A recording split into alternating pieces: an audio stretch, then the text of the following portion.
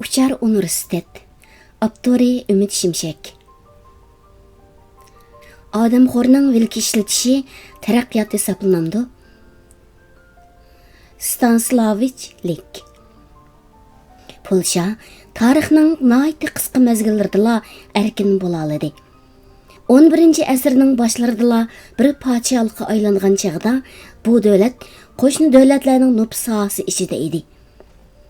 Ko'pincha hollarda ichki nizolar, huquq kurashlari, iqtisodiy qiyinchiliklar, diniy ixtiloflarga o'xshash ichki sabablarga tashqi kuchlarning orqadan qo'l tiqishlari qo'shilib, bu davlat 100 yillar bo'yicha erkin ozoda nafas olish fursatiga erishamay turiblar, yana qancha qatimlab parchalandi, istilo qilindi.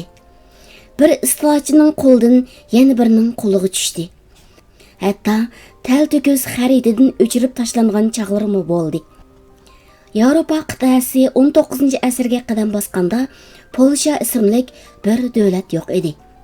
Uningdan ilgirla Polsha 3 qo'shnisi tarafidan orqadan 3 qatim bo'lingan edi. Birinchi qatimliq parchalanish 1772-yili yuz berdi. Prussia podshohi 2-Frederik Rossiyaga Polsha zaminlarining bir qismini bo'lishib olish taklifini sunganda, 2-Katerina o'ylanib o'ltirmasdan taklifni qabul qildi. 3-sherik Avstriya dastlabida bir oz nozlangan bo'lsa-mu, qoyil qilinishga uzun vaqt ketmadi.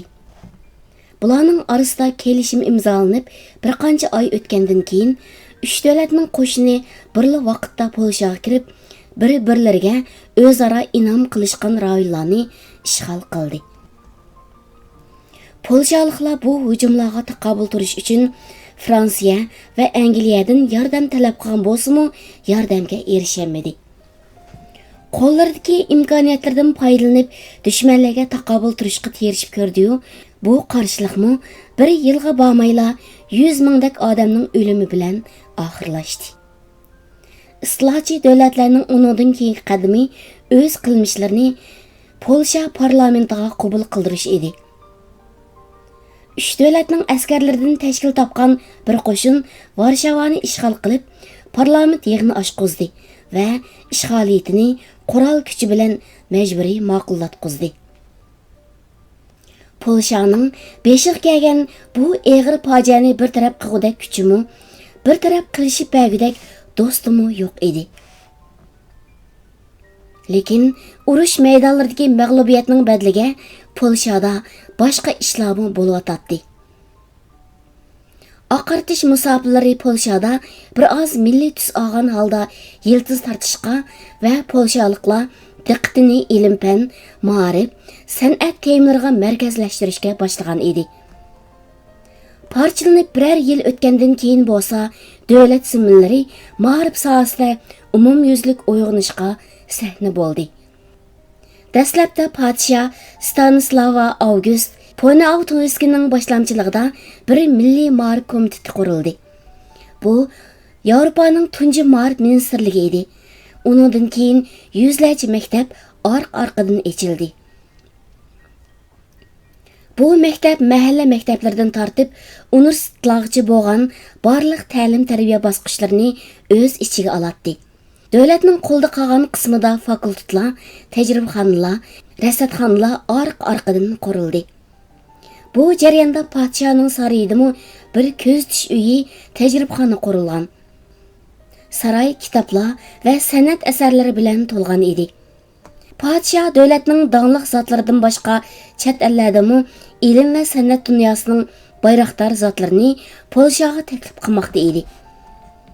Payshanba kunlari kechalari shu davrning eng tanlangan ilm, madaniyat va san'at sohasidagi zotlarini saroyda uchrashtirib, xilma-xil fan, san'at va siyosat temalarining bas munozara qilinishiga san hozirlab beradigan ziyofatlar yangi boshlang'ichlarning kuchli ilm manbasi edi. U mezgilda fan tadqiqotlar, yozuvchi shoirlar, san'atchilar hukumatning kuchli himoyasiga erishdi. Keyingi yillar shu davrning oldingi qatoridagi fan, madaniyat va san'at arboblarining boshchiligidagi zo'r ilgirlashlarga guvoh bo'ldi.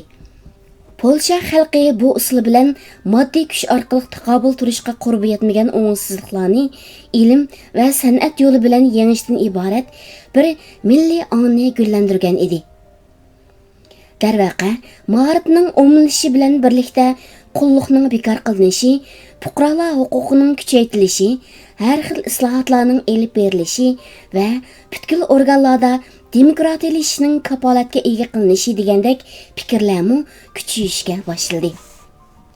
Ziminlarning xeyli ko'p qismi qo'ldan ketgan kuchli qo'shinlarga qarshi harbiy kurash qilish fursati qolmagan bir millatning bunchalik qisqa vaqt ichida bir g'oya atrofiga to'planib, kuchlik ilgirlashlarni qo'lga keltirishga otlanishi misli noiti oz uchraydigan bir ijtimoiy yiroqni ko'rarlikni namoyon qilmoqda edi. Buningda oqartish shamollarining ta'siri bor edi. Biroq polshaliklarning haqiqiy omidi ularni umidsizlantirishning o'rniga ilhom beradigan, g'ayratlantiradigan, yiroqni ko'rar podshohlarning bo'lishi edi. 1783-yili Milliy ma'rif komitetiga xitoban so'zlagan bir nutqida podshoh irodalik bo'lish va yiroqni ko'rarlikning qayerlargacha so'zildiganligini tuvandagi jumlalarda ro'shan shaklda ifodalab bergan edi. Xizmatlarimning ko'pinchisi beshimizdan kechirayotgan vaziyatni yaxshilashga aloqador qarashlarimning xeyli ko'p qismi bilan birlikda oxta holatda qolmoqda. Biroq bu ahvol millatimiz uchun qo'limdan keladigan har qanday ishni qilish jihatdagi ishtiyoqimni yo'qotib tashlagani yo'q. Men salomatli bo'ldikanman, umrim va boyligimni ona vatanim uchun sarf qilishdan to'xtab qolmayman. Balki bizga bundoq azoblarni tetitgan taqdir emgaklarimizning baxtiyor mevlarini o'z hayotimizda tetib boqishimizga ruxsat qilmasligi mumkin. Balki ona vatan bu mevlarni uzayotgan paytlarda bizning qavrtoshlarimiz allaqachon ko'nrab bo'lgan bo'ladi. Buning bilan birga agar kelajakdagi vatanimiz bu vatan bo'ldigan bo'lsa, agar kelajakdagi nasllarimiz bizning avlodlarimiz bo'ldigan bo'lsa, agar ular polshaliklar bo'ldigan bo'lsa, ularning istiqbolini kapolatga ega qilishga tirishishimiz uchun bu yetarlik sababdir. Tangri bizni tashlayapti demayli. Uning o'rniga texmo yaxshi kunlarga noil bo'lishimiz uchun Tangri bizni jazolayotdi deyli. Bu jarayonda ma'rif sohasidagi ilgirlashlarga parallel holda davlatning iqtisodiy ahvolimi tez surat bilan yaxshilanish musobaqasiga qadam qo'ygan edi. Davlatning rag'batlantirishi orqasida yangi zavodlar va sanoat o'rinlari qurildi. O'stanglar elindi. Tarixchilik islohoti elib berildi. Biroq bayoshatlikning umumlashishi va fuqarolar huquqining kuchayishi xalqning ko'p sonligini suyundirgan bo'lsa-mu, ustunlikni qo'ldan berib qo'yishni xohlamaydigan bir qism yer zamin egalari va eslzodlar orasida kuchlik bearomlik paydo qilmoqda edi. 1791-yili 3-may asosiy qonuni nomli xalqqa texmi ko'p erkinlik berishni mazmun qilgan yangi asosiy qonunning ma'qullanishini ishg'olchi davlatlar o'zlariga nisbatan tahdid deb qardi. Katerina bilan yoshirun aloqasini davomlashtirayotgan ichki qismidagi o'qituvchilarmi Rossiyaning quturtishi bilan bir yerga to'planib, konfederatsiya qurib chiqdi va yangi asosiy qonunga qarshi Rossiyadan yordam talab qildi. Bu Rossiya keyingi yillarda, xususan kommunizm davrida ko'p qatim amaliyashtirgan bir an'ana bilan boshlatilgan bo'ldi. 1792-yili Polshaning ichki qismidan kelgan yordam talablariga binoan armiyasini avatish orqali javob bergan Rossiya shiddatli urushlardan keyin Prussiyaning yordam bilan davlatni yana bir qatim besib oldi. Uningdan keyingisi 1793-yildagi parchalanish edi. Texmi ko'p Polsha zamini bilan yana 4 million polshalik Rossiya bilan Rossiyaning ishg'oli ostiga tushib qoldi. Polshaliklar oradan 1 yil o'tgandan keyin yana bir qatimliq ozodlik harakatini boshladi.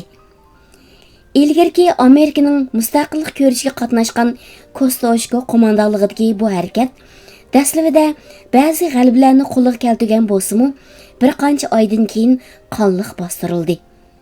Oxirida Varshavani ishg'ol qilgan ruslar bu yerda qatlam yurgizib, ayollar va bolalarni o'z ichiga olgan 10 minglarcha odamni o'ldirdi. Yana shunchalik odamni Sibiriyaga sürgün qildi. 1795-yilga kelganda Polsha 3-qatim parchalanib yo'q bo'ldi. Rossiya, Prussia va Avstriya bu zamonlardagi ishtihosini tortadigan hamma ya'ni o'zlarining zamonlariga qo'shib olib, Polshani tal-to'kis xaritadan o'chirib tashladi. Zaminning ko'p qismi Rossiyaga ketdi. Varshava Prussiyaga taqsim bo'ldi. Yevropa davlatlarining ko'pinchisi bu taqsimotni tarixda misli ko'rilmagan xalqaro jinoyat deb aybladi-yu, ammo tomosha qilib turdi. U asnoda hammaning diqqat nazari Fransiya inqilobiga markazlashgan bo'lib, hech kim polshaliklarga yordam qo'lini sunmaydi. 3-qatimliq parchalanishdan keyin polshaliklarning bir bo'ligi Sibiriyaga sürgün qilindi. Yana bir bo'ligi Italiyaga qochib berib, u yerda bir Polsha qismi qurib chiqdi. U asnoda Napoleonning yulduzi tez sur'atda parlamoqda edi. General Henrik Dobrovolskiyning qo'mondonligi ostida tashkillangan Polsha qismlari Napoleonning safida urushga kirdi. Polshaliklar Napoleonga noiti zo'r umidlarni bog'lagan edi. Tangri Napoleon bilan birga, Napoleon biz bilan birga deyishmoqda edi. Shunda qilib, Napoleon ularni Avstriya, Rossiya va Prussiyada, hatto Misrda, Santo Domingoda va Ispaniyadagi barliq urushlarda foydalandi. Bu urushlarda polshaliklar ba'zida o'z millatiga qarshi urush qilishga majbur bo'lib qoladi. Chunki Avstriya va Prussiya qo'shinlaridagi barliq polshalik askarlarni oldingi safga yo'llagan edi. Napoleon bo'lsa polshaliklarning istaklariga quloq solishga faqatla ko'ngilishmayotdi.